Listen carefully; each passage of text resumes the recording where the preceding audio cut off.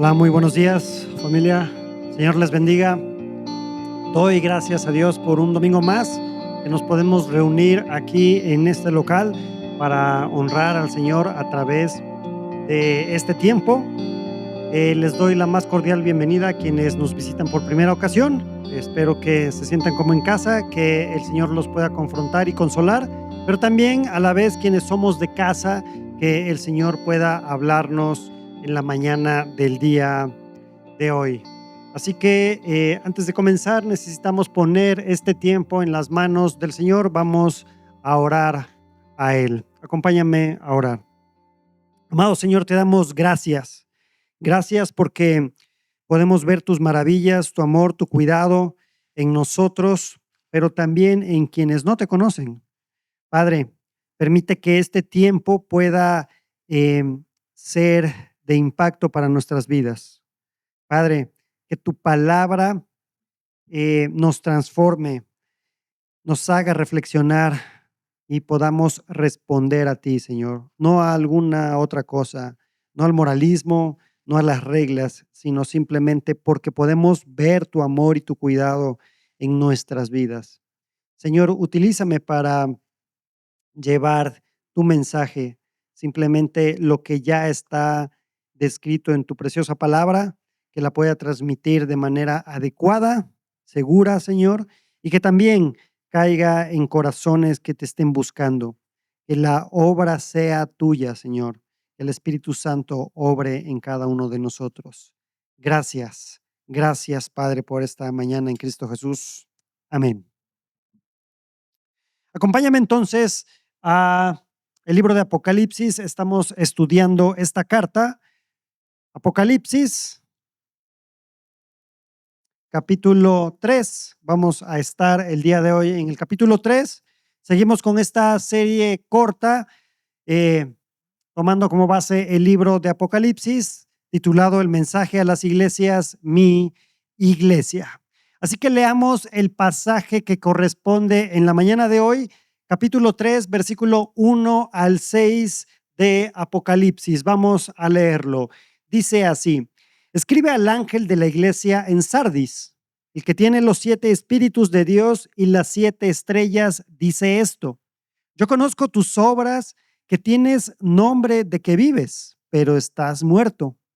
Ponte en vela y afirma las cosas que quedan, que estaban a punto de morir, porque no he hallado completas tus obras delante de mi Dios. Acuérdate, pues, de lo que has recibido y oído. Guárdalo y arrepiéntete. Por tanto, si no velas, vendré como ladrón y no sabrás a qué hora vendré sobre ti. Pero tienes unos pocos en Sardis que no han manchado sus vestiduras y andarán conmigo vestidos de blanco porque son dignos. Así el vencedor será vestido de vestiduras blancas y no borraré su nombre del libro de la vida. Y reconoceré su nombre delante de mi Padre y delante de sus ángeles. El que tiene oído, oiga lo que el Espíritu dice a las iglesias. Hasta aquí la lectura de la palabra del Señor. Por tanto, el título de este sermón es, como ya lo he venido diciendo, muy parecido es el título: el mensaje de Cristo a Sardis. El mensaje de Cristo a Sardis. No sé ustedes, pero existe, espero que la conozcan, existe una planta bastante común en México, muy conocida, diría yo. La puedes encontrar incluso como planta ornamental aquí en la Ciudad de México, incluso en estos jardines botánicos seguro hay una, es el agave o el maguey. Creo que todos reconocemos un agave o un maguey cuando lo vemos. Durante años puede verse fuerte, con una coloración atractiva, particularmente una especie que es agave americana. Se puede ver firme, resistente. Es una planta que da la impresión de estabilidad, de vida y de fuerza. Incluso puede soportar condiciones difíciles, mantenerse en pie por mucho tiempo y parecer saludable ante los ojos que cualquiera que las observe. Pero cuando llega el momento de florecer, produce, digámoslo así, una vara en el centro bastante conocida y que se llama tallo floral. Este tallo floral es bastante impresionante, que puede alcanzar unos 4 metros de altura. Incluso hay registros de algunos individuos que tienen este tallo floral todavía aún más alto. Por lo que pensarías que el maguey entonces está lleno de vida, de color, belleza. Es como si en ese momento estuviera mostrando su mayor esplendor. Sin embargo, esa floración es también la señal de su final.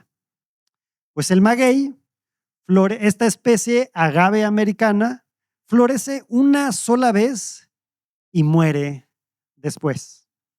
Así que esa belleza externa es su última muestra antes de morir. Sardis era una iglesia con apariencia de vida, pero espiritualmente estaba al borde de la muerte. Por eso Cristo la llama a despertar, a fortalecer lo que quedaba y a recordar lo que había recibido y oído. Si no despertaba, Él vendría como ladrón en un juicio inesperado, pero en medio de todo esto también hay esperanza. Así que veamos nuestro primer punto, la reafirmación de Cristo. Es algo bastante común que está en todas las porciones donde les habla a estas iglesias de manera específica. La reafirmación de Cristo. Dice así: escribe el ángel de la iglesia en Sardis, el que tiene los 7 espíritus de Dios y las 7 estrellas. Pero antes de explicar un poquito este versículo, vamos y recordemos un poco sobre el contexto de la iglesia, que es algo que he estado haciendo de manera recurrente en cada uno de los mensajes a las iglesias. Sardis fue una de las ciudades más importantes de la antigüedad en Asia Menor. Recuerda que estamos ubicados en la región que hoy conocemos como Turquía. Era la principal ciudad de Lidia de esta región y llegó a ser su capital durante el reinado de Creso, un rey famoso por su riqueza. De hecho, Sardis era conocido por sus artesanías, por el arte, el entintado de telas y también por haber sido uno de los primeros centros en acuñar monedas de oro y plata, porque Sardis se hizo famosa porque en la región había oro. Esto hizo que en su momento llegaran personas de otras regiones. Por eso Sardis llegó a ser una ciudad rica, famosa y reconocida. La ciudad estaba ubicada a unos 50 kilómetros al sur de Tiatira, en el fértil valle del río Hermo. Se levantaba sobre una colina que formaba parte de un monte, del monte Molos, a unos 500 metros sobre el nivel del valle. Y eso para ellos fue de suma importancia. De hecho, primero, digamos que la ciudad creció primeramente en esta parte alta y después en la parte del valle, lo que hacía que en momentos de dificultad o de guerra, de incursiones militares, la gente que estaba en el valle se refugiara en esta parte un poco más alta, porque lógicamente iba a ser más difícil que entraran. Esta colina, donde estaba Sardis, tenía paredes de rocas lisas y casi perpendiculares en 3 de sus lados. Solo se podía acceder desde la parte sur por un camino abrupto y difícil que era el único que se vigilaba. Desde un punto de vista militar, parecía una ciudad segura, protegida y difícil de conquistar. Pero esa aparente seguridad se convirtió en una de sus mayores debilidades. Los habitantes de Sardi confiaron demasiado, digámoslo así, en la fuerza natural de su ciudad. Se sintieron seguros por su ubicación y por su reputación. Sin embargo, por descuido sucedió lo inimaginable. Sardis fue conquistada. En el año 549 a.C., el rey Ciro y los persas capturaron la gran ciudadela mediante un ataque sorpresa. Más tarde, en el 499 a.C., Sardis fue incendiada por los atenienses durante una revuelta. La historia de Sardis quedó marcada entonces por una advertencia. Una ciudad puede parecer segura y aún así caer por falta de vigilancia. Después Sardis pasó por distintas etapas de dominio. Fue conquistada por Alejandro Magno. Luego, después de la batalla conocida como de Magnesia, la región pasó al reino de Pérgamo, aliado de Roma. Finalmente, hasta Atalo III dejó su reino en herencia a la República Romana en el año 133 a.C. y ya Sardis terminó formando parte de la provincia romana hacia el año 129 a.C. Recuerda que entonces nosotros estamos pensando, asumimos que la carta de Apocalipsis se escribió por ahí del año 95 después de Cristo. Entonces ya tienen un tiempecito bajo el imperio romano. Incluso en agradecimiento a Sardis, levantó un templo en honor al emperador de su madre y de su madre Libia. Esto muestra cómo la ciudad, además de su pasado glorioso, también estaba ligada al poder romano y al culto imperial que también mantenían otras ciudades. Religiosamente, Sardis rendía culto principalmente a una divinidad local conocida como la Magna Mater, asociada con Cibeles y posteriormente identificada con figuras como Artemisa o Deméter. Se creía que esta deidad patrona de la ciudad tenía poder para devolver la vida a los muertos. Y si se te olvidan todos estos datos que te estoy dando, no te preocupes. Lo importante es que puedas observar cómo Sardis cayó porque tenía mucha confianza en sí misma. Este detalle de esta patrona de la ciudad resulta muy significativo a la luz del mensaje de Cristo a Sardis, porque Jesús más bien le habla a una iglesia que tenía nombre de estar viva, pero que en realidad estaba muerta. Además, los habitantes de Sardis tenían fama de licenciosos o inmorales, e inmorales más bien.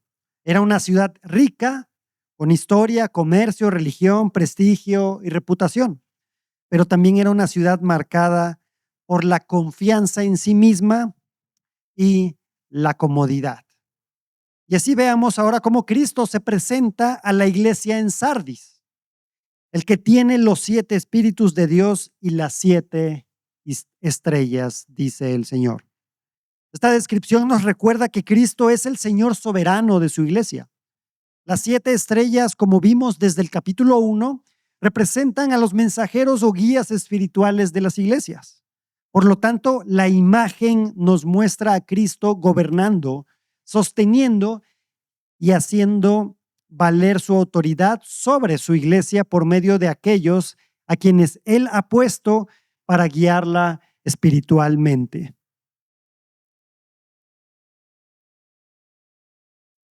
Pero también dice que Él tiene los 7 espíritus de Dios.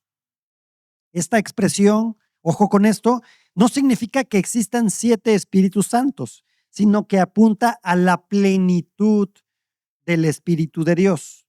Ya habíamos mencionado que el número 7 en Apocalipsis comunica plenitud, totalidad y perfección.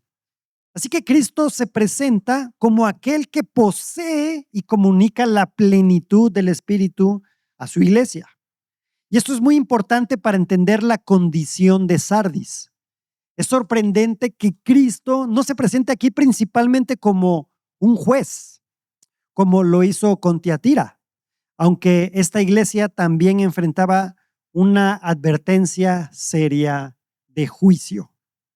Más bien se presenta como aquel que tiene la plenitud del Espíritu y que gobierna a su iglesia. ¿Por qué? Porque eso era precisamente lo que Sardis necesitaba escuchar. Sardis tenía nombre de estar viva, pero estaba muerta. Tenía apariencia, tenía reputación, quizá tenía muchas actividades, quizá historia como iglesia, pero le faltaba vida espiritual verdadera. Así como la imagen que te daba de este maguey, muy atractivo y firme. Y la vida espiritual no puede producirse por reputación, tradición o estructura. La vida espiritual viene de Dios por medio de su Espíritu. Jesús mismo dijo, el Espíritu es el que da vida, la carne para nada aprovecha. Las palabras que yo les he hablado son espíritu y son vida. Entonces, desde el inicio del mensaje, Cristo les está mostrando a Sardis su verdadera necesidad. No necesitaban simplemente mejorar su reputación, porque hasta cierto punto tenían reputación. No necesitaban vivir de su pasado, no necesitaban aparentar más vida, necesitaban despertar y depender nuevamente de la vida que solo el Espíritu de Dios puede dar. Una iglesia puede tener nombre, historia, asistencia, estructura, comidas por la tarde, diferentes actividades, pero si no tiene la vida del Espíritu, simplemente esta iglesia está muerta. Por eso Cristo se presenta a Sardis como aquel que tiene la plenitud del Espíritu, porque solo Él puede dar vida a una iglesia que está muriendo. Y esto es lo que les dice. Punto 2. Evaluación y remedio por parte de Cristo. Evaluación y remedio por parte de Cristo. Acompáñame a leer en voz alta los siguientes pasajes. Dice, yo conozco tus obras, que tienes nombre de que vives, pero estás muerto. Ponte en vela y afirma las cosas que quedan, que estaban a punto de morir, porque no he hallado completas tus obras delante de mi Dios.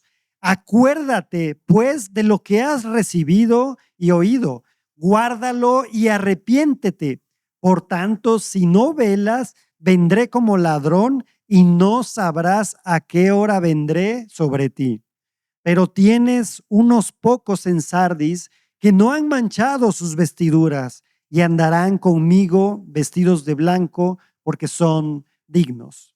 Y vamos a estar mucho tiempo en este punto número 2, que es la evaluación y remedio por parte de Cristo. Y en estos pasajes están mezclados los aspectos negativos y positivos que son parte, digámoslo así, del diagnóstico, de la evaluación que hace Cristo a esta iglesia. Como cuando vas al médico y te dice, bueno, esto que estás haciendo está bien, síguelo haciendo. Pero esto que estás haciendo, bájale lo más que puedas y si puedes, déjalo de hacer. Es parte del diagnóstico. Así que veamos los aspectos negativos del diagnóstico.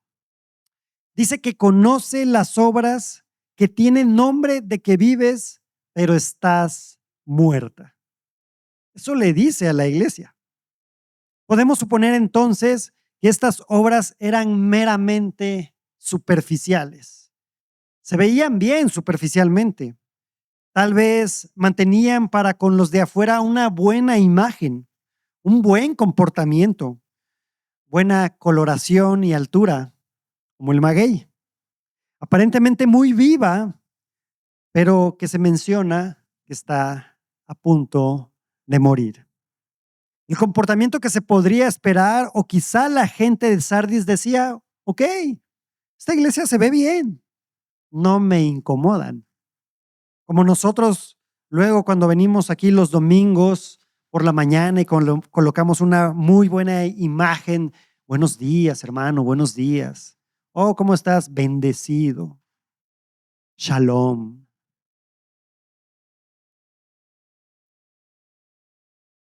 Pero es fuerte lo que le dice a Sardis. Por dentro estás muerto. Buscas y deseas el pecado. Tal vez batallan, pero pronto sucumben ante la tentación. Y podremos proyectar una buena imagen a los demás, pero no podemos engañar al Señor, al que escudriña los corazones y ve lo más profundo de tu interior y de tus pensamientos. Aquel que no puedes engañar, aquel que sabe verdaderamente lo que piensas. Así como ya lo dije, una iglesia puede tener nombre, el mayor número de miembros, el salón más grande, estructura, casi una orquesta como grupo de alabanza, diferentes actividades y estar muerta. Recuerda que el cambio interior generará un cambio exterior en lo personal y en las iglesias. Mira lo que les dijo Cristo a los fariseos. Hay de ustedes, escribas y fariseos, hipócritas, que son semejantes a sepulcros blanqueados. Por fuera lucen hermosos, pero por dentro están llenos de huesos, de muertos y de toda inmundicia. Lo que verdaderamente importa no es lo exterior, sino lo interior. ¿Qué piensa el Señor de ti? De la condición de tu corazón y de mi corazón. No nos confundamos de que la iglesia pueda estar viva porque tenemos actividades o porque tenemos buenas convivencias. Eso nos volvería más un club que una iglesia. Así que debemos de tener cuidado de cómo valoramos nuestra iglesia y otras iglesias. Ahora, esta condición de muertos es una generalidad y ahorita te explico por qué lo digo. Pero no se llega a dicha condición de un día para otro, sino más bien a través del descuido y de la extrema confianza, como la misma ciudad de Sardis lo vivió, que tuvo demasiada confianza en la ubicación de la ciudad, que se confió, se descuidó y bajó la guardia.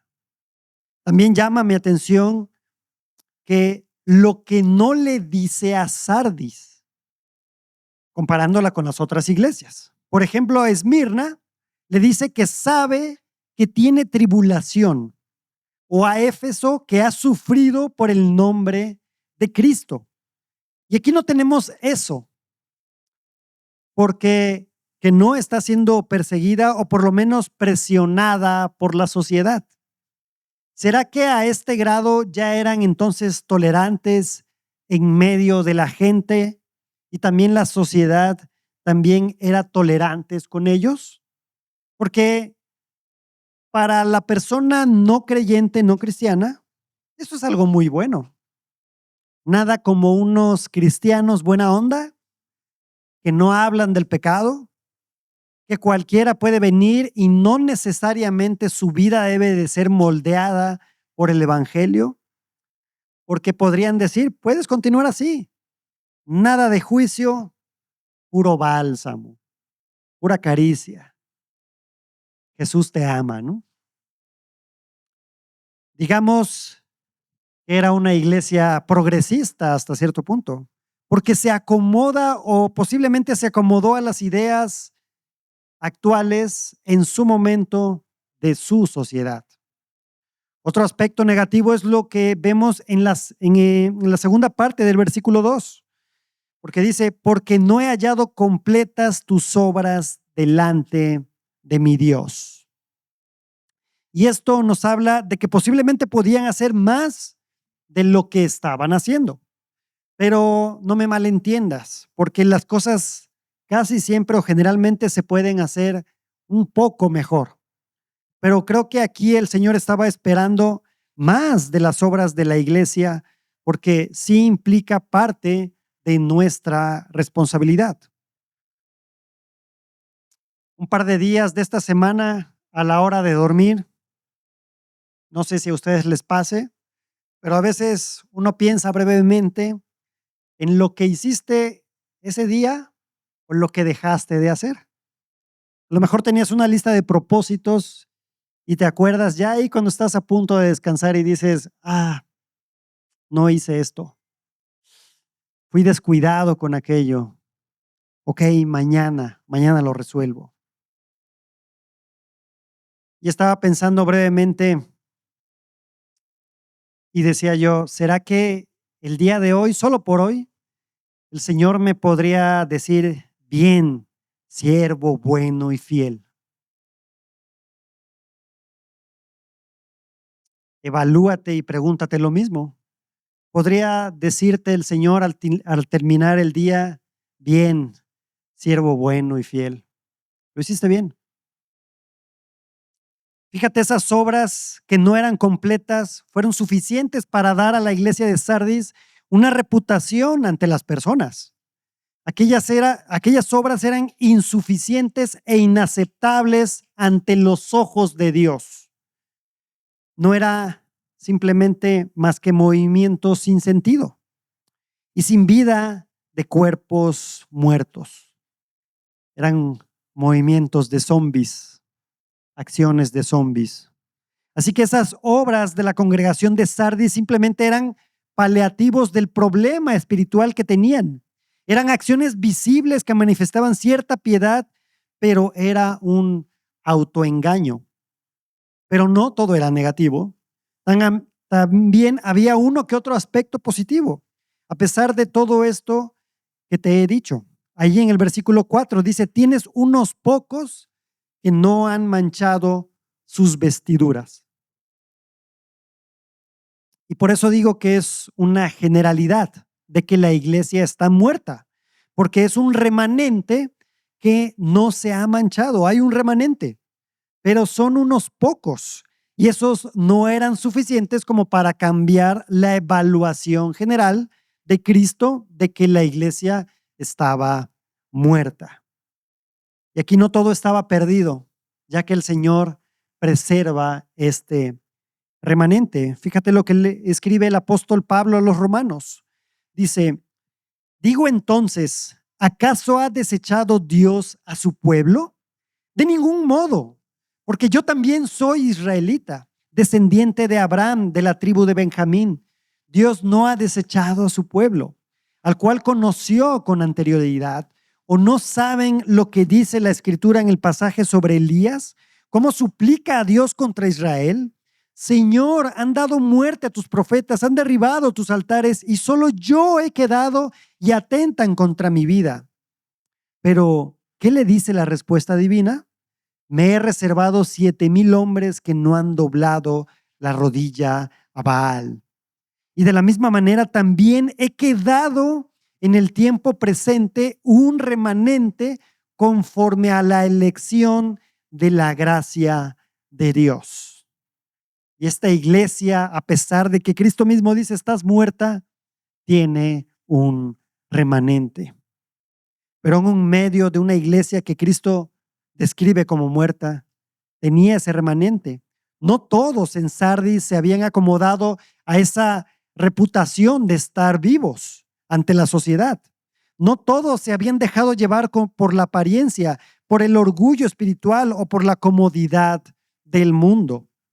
Había algunos sinceros entre muchos que vivían de su nombre, algunos humildes entre los que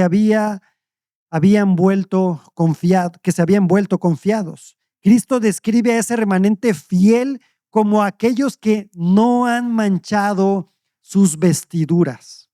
La palabra manchado aquí comunica la idea de contaminar, ensuciar o amancillar o incluso corromper.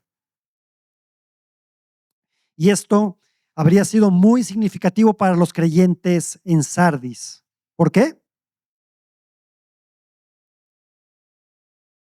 Porque la ciudad era conocida por su industria de lana y la tintorería. Ellos entendían muy bien lo que significaba una vestidura manchada. Había que desecharla posiblemente.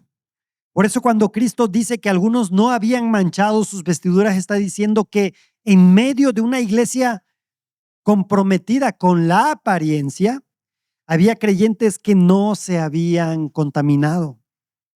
No eran perfectos, pero su vida mostraba una fe genuina. Su carácter reflejaba que pertenecían a Cristo. Y el versículo 4 continúa diciendo, andarán conmigo vestidos de blanco porque son dignos. Esta es una promesa hermosa que podemos ver.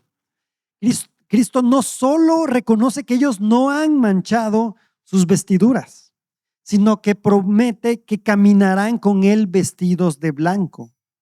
Y en la antigüedad las vestiduras blancas podían asociarse con celebración, victoria y honra. Pero aquí hay algo más profundo. Cristo promete vestirlos con una pureza que solo Él puede dar. Es importante notar esto. Ellos son llamados dignos, pero no porque hayan producido esa dignidad por sí mismos. Son dignos porque Cristo les ha dado esa dignidad. Antes éramos indignos, estábamos manchados por nuestro pecado y no teníamos nada con qué presentarnos delante de Dios. Pero el Evangelio nos muestra que Cristo limpia, perdona y viste a su pueblo con ropas de salvación. Por eso Apocalipsis 7:14 más adelante dice que los redimidos han lavado sus vestiduras y las han emblanquecido en la sangre del Cordero. La blancura de sus vestiduras no vienen de su esfuerzo humano, sino de la obra de Cristo. Ellos vencen porque han sido lavados por el Cordero. Así que este remanente fiel en Sardis no vivía de una reputación vacía, vivía de manera consecuente con el evangelio que habían recibido. Su conducta no era la base de su salvación, pero sí era evidencia de que habían sido alcanzados por la gracia. Es decir, un cambio interior siempre se evidenciará de manera exterior. Por eso Pablo dice en Filipenses 1:27, solamente compórtense de una manera digna del evangelio de Cristo. Esa es la vida del creyente verdadero. No vive para ganarse el evangelio, sino porque ha sido transformado por el evangelio. En otras palabras, en Sardis había una mayoría con nombre de estar vivo, pero estaban muertos, y un remanente que, aunque quizá no era el más visible, caminaba en fidelidad delante de Cristo, y Cristo lo sabía. Así que no todo estaba perdido. El Señor ve a aquellos que han sido fieles y puede utilizarte a ti para ser parte de la revitalización de su iglesia. Así que haz lo que te corresponde, no tires la toalla, no te desanimes, aférrate al evangelio. Así que veamos ahora el remedio que Cristo da a una iglesia que tiene este nombre de estar vivo, pero está muerta. Este remedio aparece principalmente en los versículos 2 y 3, y Cristo lo presenta por medio de 5 imperativos. No son sugerencias, son mandatos de aquel que conoce la verdadera condición de su iglesia. Número 1, ponte en vela, es decir, despierta. ¿Recuerdas por qué fue conquistada Sardis? Porque fueron descuidados y en algún momento bajaron la guardia. Y eso no ocurre de un día para otro. Apocalipsis 3:2 dice, ponte en vela y afirma las cosas que quedan, que andaban a punto de morir, que estaban a punto de morir, porque no he hallado completas tus obras delante de mi Dios. Y esto habría tenido un peso especial para los creyentes en Sardis. Recordemos que la historia de la ciudad había sido considerada una ciudad casi invencible, difícil de conquistar por su ubicación, pero cayó por descuido. Bajaron la guardia, se confiaron demasiado, pensaron que estaban seguros y precisamente esa confianza los volvió vulnerables. Eso mismo puede ocurrir espiritualmente. Una iglesia no llega a estar muerta de un día para otro. Muchas veces comienza con pequeños descuidos. Por eso este mandato aparece una y otra vez en el Nuevo Testamento. Jesús dijo a sus discípulos, por tanto, velen porque no saben en qué día viene el Señor. El creyente debe de vivir despierto, vigilante, consciente de que Cristo puede venir en cualquier momento. Y ahí en el Getsemaní, cuando Jesús estaba profundamente angustiado, le dice a sus discípulos, mi alma está muy afligida, hasta el punto de la muerte, quédense aquí y velen conmigo. Entonces Jesús les advirtió, velen y oren para que no entren en tentación. El espíritu está dispuesto, pero la carne es débil. El que deja de velar queda expuesto a la tentación. El que baja la guardia se vuelve vulnerable. El que duerme espiritualmente puede seguir teniendo apariencia buena, agradable, pero está perdiendo sensibilidad, obediencia y vida delante de Dios. Así que la advertencia es clara. Cristo vendrá como ladrón de manera inesperada y no queremos que nos encuentre dormidos, distraídos o confiados en una reputación vacía. Cristo le dice a Sardis y también nos lo dice a nosotros, despierta. Número 2, afirma las cosas que quedan. En medio de esta condición tan grave todavía hay esperanza. Cristo no les dice que todo está perdido. Todavía quedaba algo que podía ser fortalecido, algo que podía ser rescatado, algo que podía ser reavivado por la gracia de Dios. Eso también debe de cuidarnos de juzgar con ligereza a una iglesia y decir rápidamente, esta iglesia está muerta. Pero una iglesia puede estar ocupada y aún así no estar obedeciendo a Cristo. Ya lo dije, puede tener programas, reuniones, pero eso no significa necesariamente que sus obras están completas delante de Dios. Lo importante no es solo hacer cosas, sino qué hacemos, por qué lo hacemos y si esas obras nacen de una fe viva en Cristo. Por eso Jesús les manda a fortalecer lo que queda, es decir, apuntalar. En otras palabras, les dice, vuelvan a vivir de una fe verdadera, vuelvan a producir fruto, vuelvan a caminar en las buenas obras que Dios preparó para su pueblo. Como dice Pablo a los Efesios, porque somos hechura suya, creados en Cristo Jesús para hacer buenas obras, las cuales Dios preparó de antemano para que anduviéramos en ellas. 3 y 4. Acuérdate y guárdalo. Acuérdate pues de lo que has recibido y oído, guárdalo. Primero dice acuérdate. Sardis estaba espiritualmente adormecida porque había olvidado lo esencial. Su problema no era que nunca hubiera oído la verdad, sino que había dejado de vivir bajo el peso de esa verdad. Habían recibido y oído el evangelio, pero ahora lo estaban dando por sentado. Y eso es peligroso para una iglesia. Podemos asumir que todos conocen el evangelio. Podemos pensar, eso ya lo sabemos. Esto ya lo hemos escuchado. Hay que hablar de algo más profundo. Pero nunca hay algo más profundo que el evangelio. El evangelio no es solamente la entrada a la vida cristiana, es el fundamento sobre el cual vivimos todos los días. Fíjate cómo se lo recuerda el apóstol Pablo a los Corintios.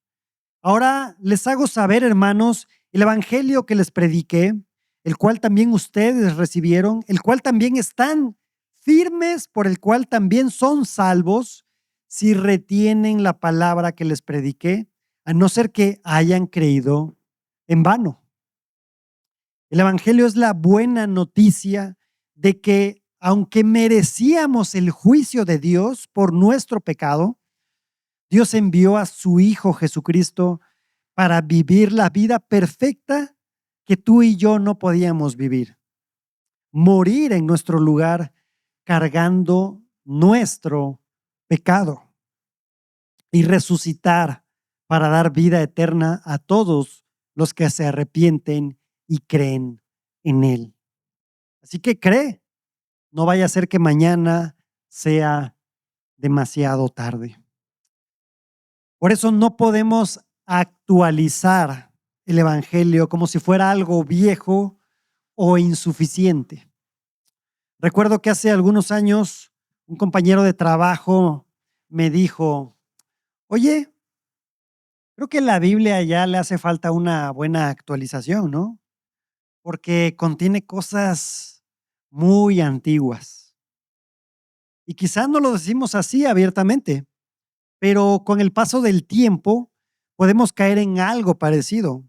Queremos ajustar el evangelio, suavizarlo, moverlo del centro, hacerlo menos ofensivo o más aceptable para nuestra cultura.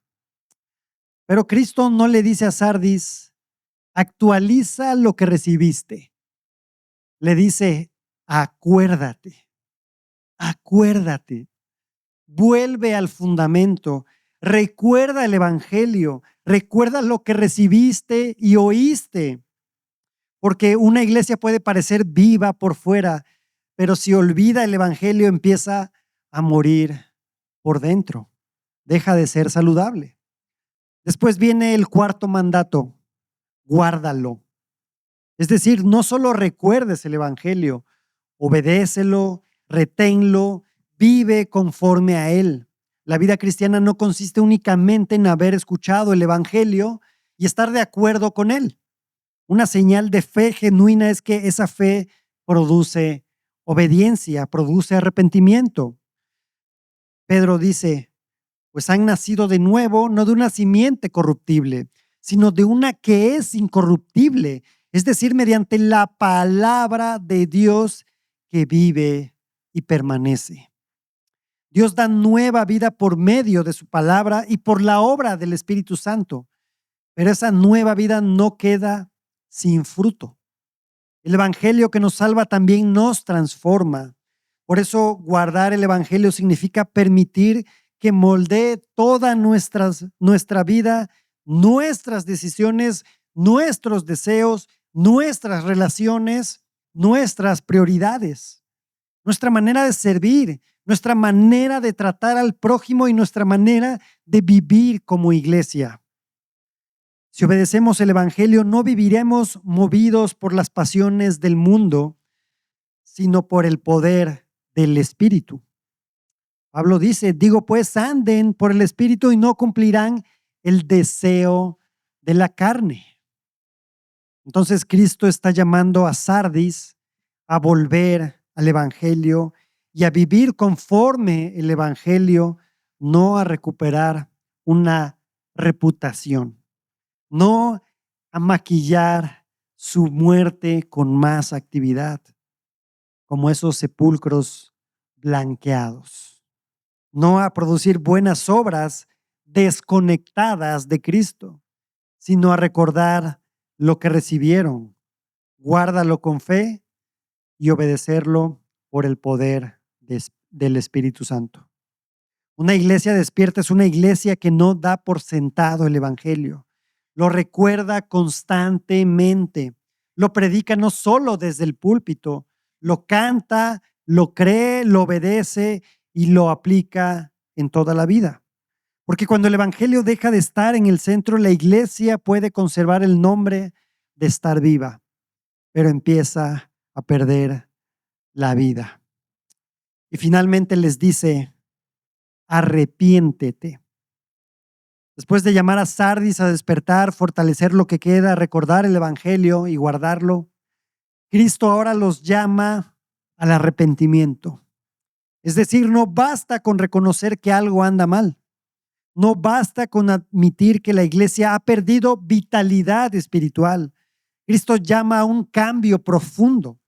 cambiar la manera de pensar, de confiar y de vivir delante de Él. Si hemos dado por sentado el Evangelio, si lo hemos olvidado, si lo hemos movido del centro o si en la práctica hemos intentado producir vida espiritual por nuestros propios medios o por nuestra propia fuerza, Cristo nos llama a arrepentirnos. Porque una iglesia no puede fabricar vida espiritual por su propia fuerza. No podemos producir verdadera vida por creatividad, por programas novedosos, por estrategia, por organización o reputación. Todo eso puede tener su lugar y es válido, es bueno, pero nada de eso puede reemplazar la obra de Cristo por su palabra y por el Espíritu Santo. Por eso el arrepentimiento nos lleva a dejar el orgullo y volver a la humildad. En lugar de jactarnos de lo que somos o de lo que hacemos, debemos dar gracias por la vida que hemos recibido en Cristo. En lugar de vivir como consumidores espirituales, esperando siempre a recibir, debemos tomar la iniciativa para servir, dar, amar y obedecer como aquellos que han sido vivificados por el Evangelio. Pero Cristo también añade una advertencia. Si no velas, vendré como ladrón y no sabrás a qué hora vendré por ti. Sardis sabía muy bien esto, así que si no despiertas, si no te arrepientes, vendré de manera inesperada. Así que el llamado es: arrepiéntete. No mañana, no cuando las cosas empeoren, no cuando la apariencia ya no pueda sostenerse. Hoy volvamos a Cristo, vuelve al Evangelio, vuelve a depender de su palabra y de su Espíritu, porque solo Cristo puede dar vida donde hay muerte. Y solo Cristo puede despertar a una iglesia que se ha quedado dormida. Finalmente, la promesa de Cristo.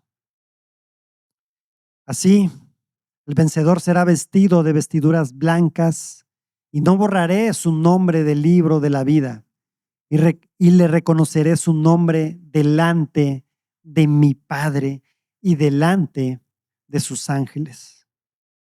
Después del llamado al arrepentimiento, Cristo termina con una promesa para los vencedores.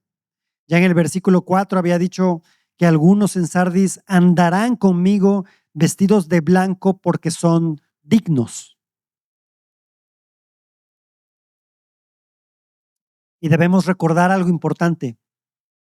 No son dignos porque hayan ganado el favor de Dios por sus propios méritos, sino porque han recibido el Evangelio, lo han recordado, lo han guardado y su vida da evidencia de una fe verdadera.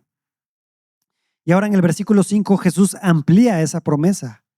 Así el vencedor será vestido de vestiduras blancas y no borraré su nombre del libro de la vida y reconoceré su nombre delante de mi Padre y delante de sus ángeles. La primera promesa es que el vencedor será vestido de blanco. Y ya te había mencionado algo al respecto. A los que vencen, Cristo no los sorprende como ladrón para juicio. Los viste de blanco y los hace caminar con Él como un pueblo victorioso.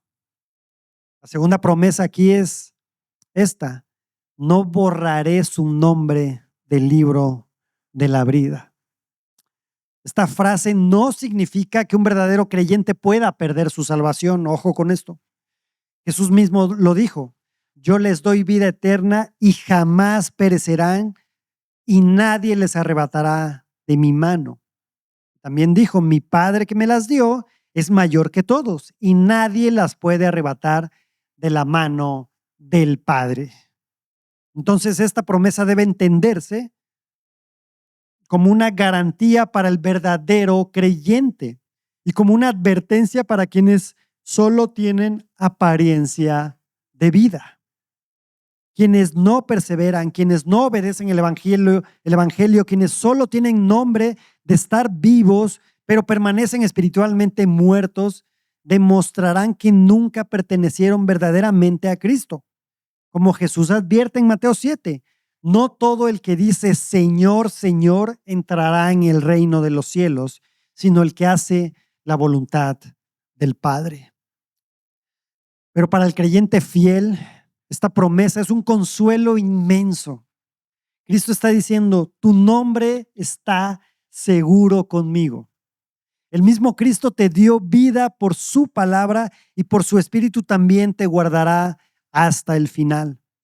Si has recibido el evangelio, si estás aferrado a Cristo, si tu fe se evidencia en una vida que persevera, no tienes que vivir con temor de ser borrado. Y la tercera promesa es quizá una de las más hermosas. Reconoceré su nombre delante de mi Padre y delante de sus ángeles. Sardis tenía nombre de estar viva, pero ese nombre no impresionaba a Cristo. Y aquí está el contraste. No importa tanto el nombre que tengas delante de los hombres. Importa el nombre que Cristo confiesa delante del Padre. Nos esforzamos mucho por ser reconocidos. Queremos tener una buena reputación. Queremos que la gente piense bien de nosotros. Queremos que nuestra iglesia sea vista como fuerte, viva, influyente o importante. Pero el reconocimiento que importa es que Cristo diga nuestro nombre delante del Padre y de sus ángeles. ¡Qué promesa! El vencedor no solo será vestido de blanco, no solo tendrá su nombre seguro en el libro de la vida, también será reconocido por Cristo mismo delante del Padre. El mismo Jesús que conoce nuestras obras, que conoce nuestra debilidad, que conoce nuestras luchas y que conoce nuestra fe, un día confesará públicamente a los que son suyos. Por eso, iglesia, no vivamos de una reputación vacía. No busquemos solamente tener nombre delante de los hombres o de otras iglesias. Despertemos, recordemos el evangelio, guardémoslo, arrepintámonos, perseveremos en Cristo, porque el mundo puede olvidar nuestro nombre. Es más, van a pasar 2 generaciones y nuestro nombre será olvidado. Puede despreciarlo las personas o puede nunca que seas reconocido. Pero si Cristo confiesa nuestro nombre delante del Padre, eso será suficiente. Pero ojo, tenemos la contraparte. Ponte de pie, por favor. Tenemos esa contraparte. No te avergüences del Evangelio. No te avergüences del Señor. Porque cualquiera que se avergüence de mí y de mis palabras en esta generación adúltera y pecadora, el Hijo del Hombre también se avergonzará de él cuando venga en la gloria de su Padre con los santos ángeles. El que tiene oído, oiga lo que el Espíritu dice a las iglesias. Amado Padre, te damos gracias, Señor.